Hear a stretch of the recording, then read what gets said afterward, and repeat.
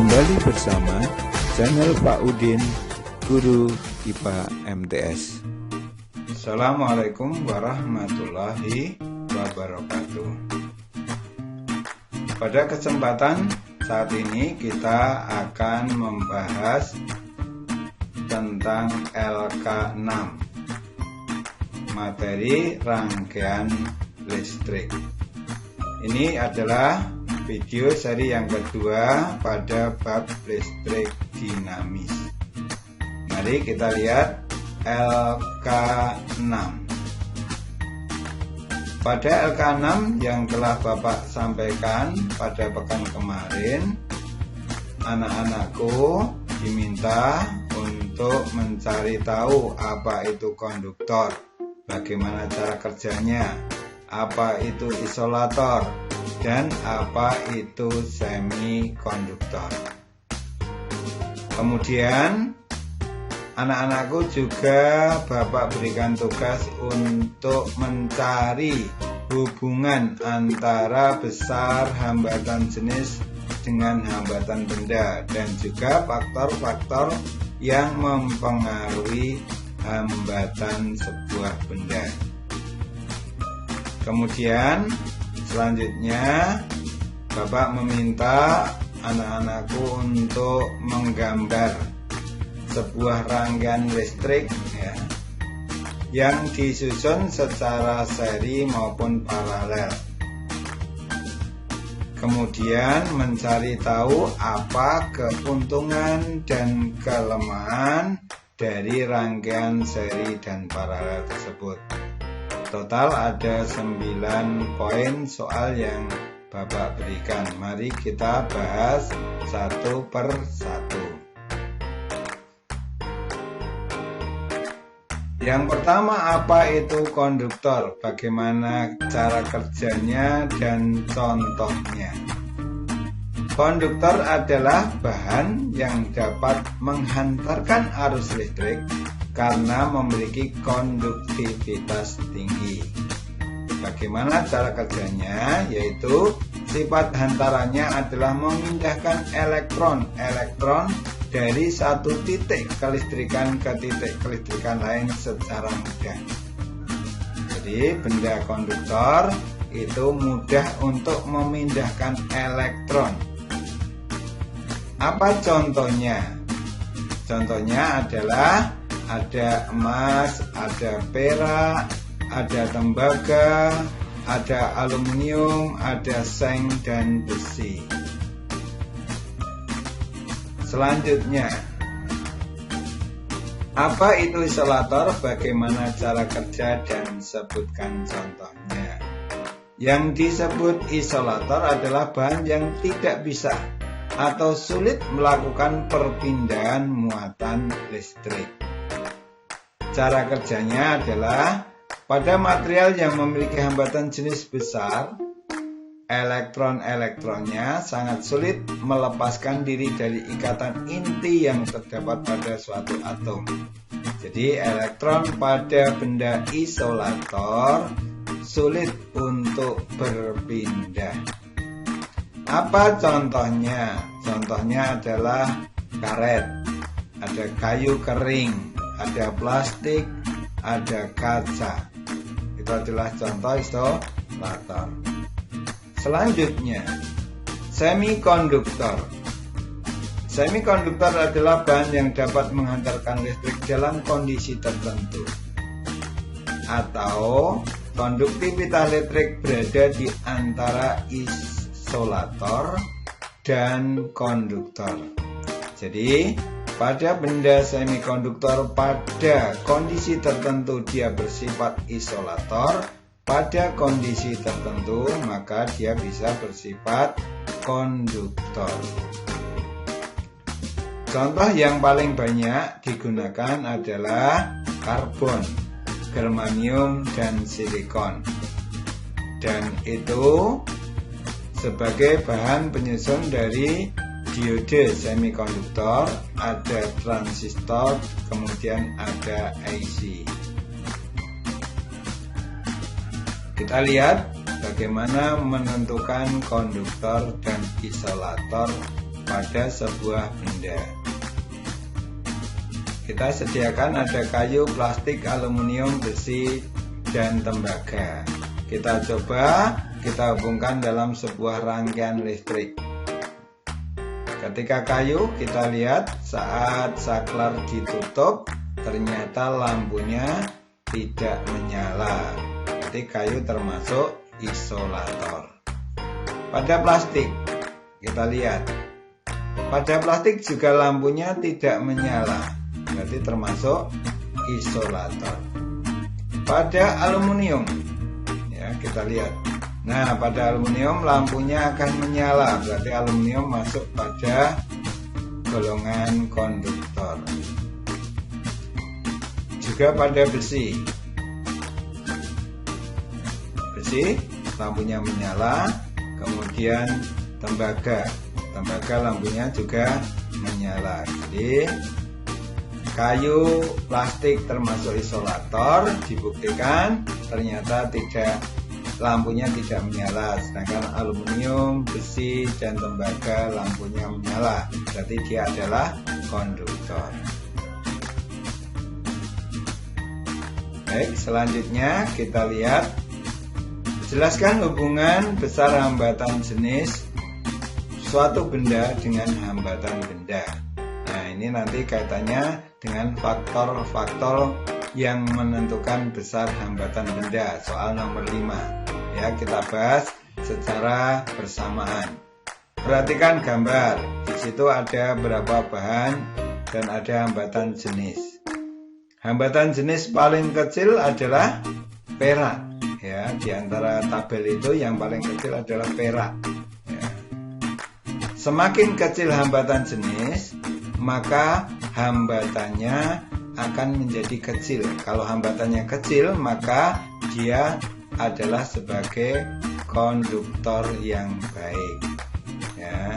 Nah, kabel yang biasa kita gunakan terbuat dari apa?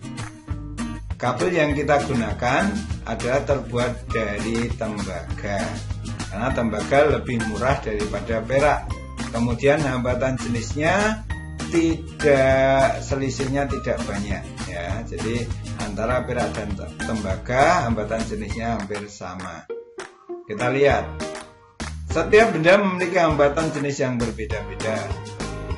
Hambatan jenis atau resistivitas adalah hambatan atau resistensi suatu penghantar yang memiliki panjang satu satuan panjang. Jadi hambatan jenis itu ohmmeter, ya, hambatan ya kali meter, ya.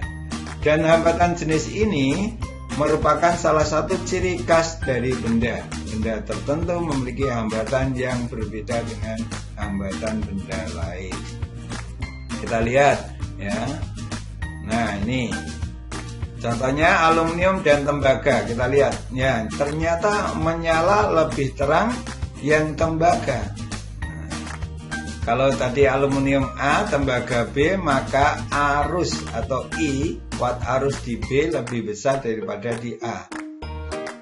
Kemudian hambatan di B lebih kecil daripada hambatan di A.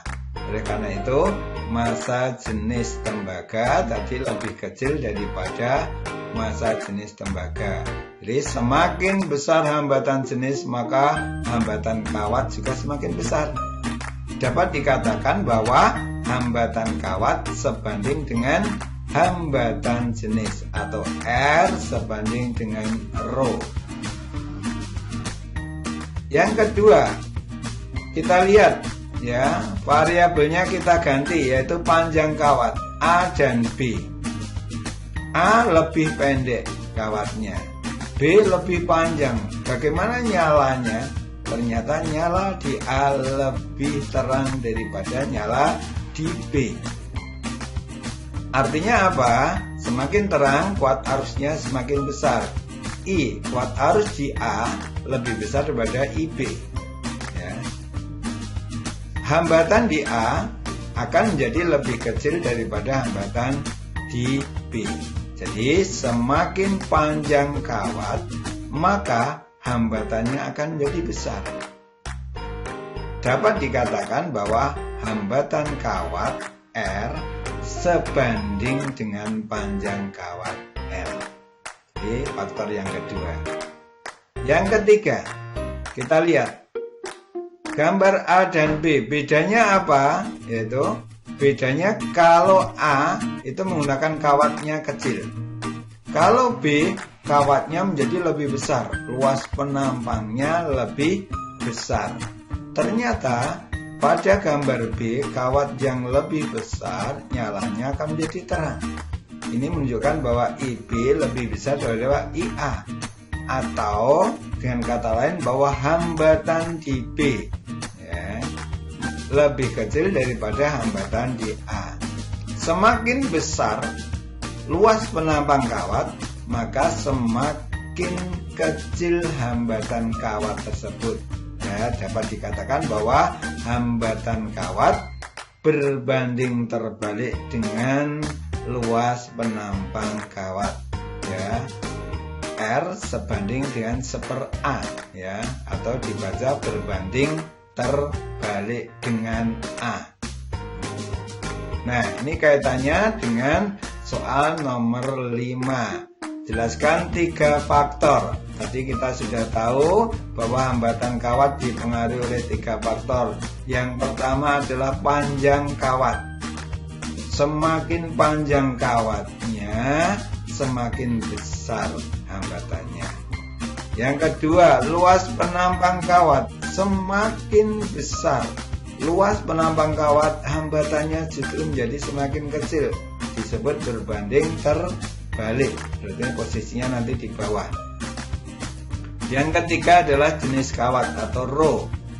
Bahwa hambatan itu sebanding dengan jenis kawatnya. Nah, dari 3 faktor ini dapat kita rumuskan. Kita rumuskan bahwa R hambatan sebuah benda sama dengan rho, hambatan jenis L/A. L-nya adalah panjang kawat, A-nya adalah luas penampang. Baik, untuk selanjutnya nomor 6. Gambarkan sebuah rangkaian listrik, kemudian jelaskan bagian-bagiannya. Sebuah rangkaian listrik berupa yang pertama adalah sumber arus listrik. Pada percobaan kita biasa menggunakan baterai. Kalau di rumah kita menggunakan listrik dari PLN. Ini adalah sebagai sumber arus listrik. Yang kedua, kawat penghantar. Yang ketiga adalah beban. Beban itu adalah alat listrik, alat yang menggunakan listrik. Contohnya lampu. Semua alat yang menggunakan listrik itu disebut sebagai beban. Yang keempat, kita membutuhkan saklar untuk membuka atau menutup rangkaian. Jadi ada rangkaian terbuka dan rangkaian tertutup dengan menggunakan saklar. Dan di rumah kita juga menggunakan sekring sebagai pengaman dari korsleting atau hubungan singkat. Itu adalah beberapa bagian dari rangkaian listrik. Nanti akan menjadi lebih banyak lagi. Rangkaiannya bisa dirangkai dengan alat pengukur dan sebagainya. Selanjutnya untuk yang nomor 7, hambatan listrik dapat disusun secara seri dan paralel. Apakah seri itu dan apa paralel? Jadi yang disebut seri, gambarnya seperti ini. Rangkaian seri adalah sebuah rangkaian yang terdiri dari 2 atau lebih resistor yang disusun secara sejajar atau berurutan. Sejajar itu artinya memiliki kedudukan yang sama. Berurutan artinya bahwa nanti dari baterai kemudian menuju lampu 1 melalui sebuah kabel dari lampu 1 ke lampu 2, dari lampu kedua ke lampu 1, kembali ke baterai. Itu dalam satu aliran atau satu jalur, sehingga dikatakan berurutan. Kita bandingkan dengan rangkaian paralel. Rangkaian paralel adalah sebuah rangkaian yang terdiri dari 2 atau lebih resistor yang disusun secara berderet atau bercabang. Di situ nanti cirinya ada cabangnya, ada titik percabangannya. Nah, kita lihat gambarnya di situ. Ya. Sumber listrik baterai dihubungkan ke lampu. Nah, antara lampu satu dan lampu 2 atau resistor 1 dan resistor 2 tersebut ada cabangnya, ada titik percabangannya. Maka itu juga disebut sebagai berderet ya. Kalau Bapak lebih suka mengatakan adalah rangkaian yang bercabang. Di situ ada titik cabangnya. Sedangkan pada seri sama sekali tidak ada titik percabangannya.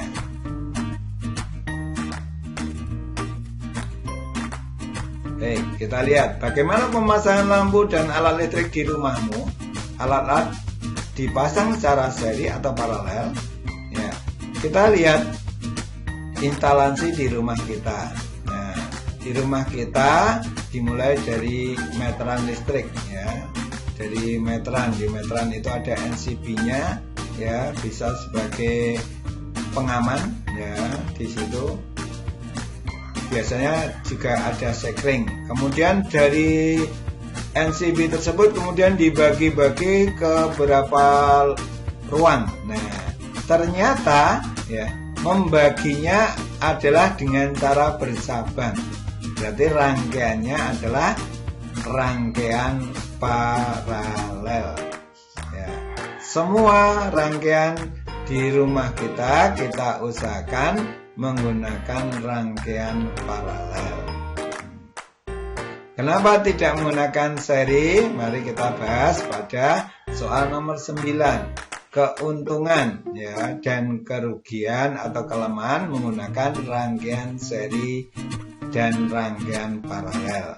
Kalau kita lihat pada rangkaian seri kelebihannya ya, positifnya kabelnya lebih sedikit ya, sehingga biaya pemasangannya akan menjadi lebih murah. Jadi tinggal digandeng terus, hanya cukup satu kabel ya, tidak membutuhkan 2 kabel. Arusnya akan menjadi sama besar di semua lampu. Jadi di semua lampu arusnya akan menjadi sama besar, itu kelebihannya. Tapi untuk seri juga ada kelemahannya. Apa kelemahannya? Apabila salah satu lampu, misalkan lampunya putus, maka semuanya atau yang lainnya akan ikut padam. Karena dia dalam satu rangkaian, ya, satu urutan, ketika yang satu putus atau padam, yang lain juga akan padam. Kemudian yang kedua, lampu yang dirangkai tidak akan menyala sama terang. Adik-adik nanti di selanjutnya ketika praktek ya, akan menemui ya, ada 2 lampu yang disusun secara seri. Yang satu lampunya nyala, yang satu lampunya tidak menyala. Ya, banyak ya siswa yang kemudian tanya, "Pak, lampunya yang satu mati." Ya, saya jawab bukan mati. Kalau mati, maka satu mati, yang lain akan ikut mati. Ya. Jadi yang di depan atau di belakang mana yang bisa menyala lebih terang nanti bergantung pada hambatan dari masing-masing lampu tersebut. Kita lihat selanjutnya pada rangkaian paralel. Pada rangkaian paralel, kelebihannya adalah seluruh lampu menyala sama terang. Jadi kalau lampunya kekuatannya itu sama, maka mereka sama-sama terang. Kenapa sama terang? Karena tegangannya atau beda potensialnya akan terbagi sama besar. Ya. Kemudian yang kedua, apabila salah satu putus, yang lain akan tetap nyala. Jadi ini ya, kamar ini mati, yang lainnya tetap nyala. Ya, kalau kita bikin seri, satu mati semuanya ikut mati ya. Kemudian kelemahannya adalah kabel yang dibutuhkan lebih panjang. Jadi ini ya, tapi dilihat dari kelebihannya ya, maka kelemahan itu akan tertutupi ya. Kita membutuhkan kabel yang lebih panjang, tetapi akan lebih efektif ya. Kita bisa menyalakan lampu 1 ya, 2 ya, yang lainnya akan mati, tidak harus menyalakan semuanya. Kemudian besar arusnya tidak sama di setiap beban, jadi arusnya akan sangat bergantung pada hambatan dari masing-masing lampu. Demikian anak-anakku pembahasan dari LK6 rangkaian listrik ini ya. Kita akan kembali bertemu pada pembahasan LK7. Tetap semangat ya. Assalamualaikum warahmatullahi wabarakatuh.